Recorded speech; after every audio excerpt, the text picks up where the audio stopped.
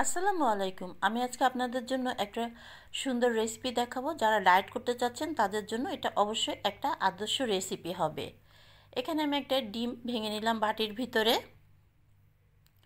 ডিমটা কিভাবে বয়েল করতে হয় কিংবা পানি পোস্ট করতে হয় আমি সেটা দেখাবো। আমি এখানে 5 কাপ মতো পানি নিয়েছি। পানিটা ফুটে উঠলে আমি দিয়ে দিব লবণ। লবণটা দেওয়ার পরে এখন আমি ডিমটা দিব।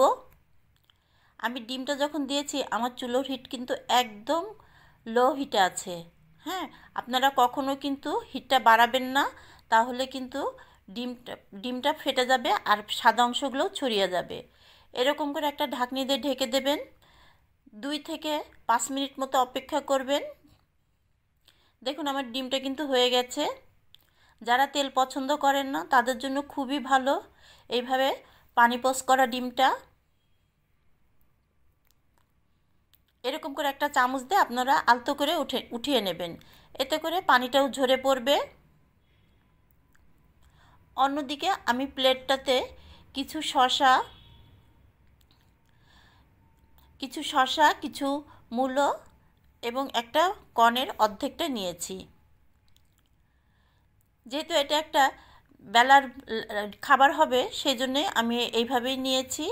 ডায়েট যারা করে তারা অবশ্যই এটা ভালো লাগবে। আমি একটু মেয়োনিজ দিয়ে দিলাম কর্নটার টেস্ট বাড়ানোর জন্যে। আপনারা এটা বাদও দিতে পারেন কিংবা আপনাদের পছন্দ মতো সবজি নিতে পারেন, ভেজিটেবল নিতে পারেন।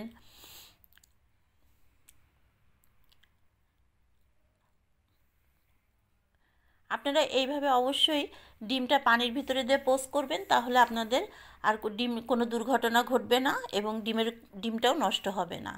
টেস্ট বানানোর জন্য একটু সামান্য গোলমরিচ ছিটিয়ে দিলাম। যদি আপনাদের রেসিপিটি ভালো লাগে তাহলে অবশ্যই একটা লাইক, কমেন্ট, সাবস্ক্রাইব করে দেবেন। দেখা হবে পরবর্তী কোনো একটা রেসিপি নিয়ে। আল্লাহ হাফেজ।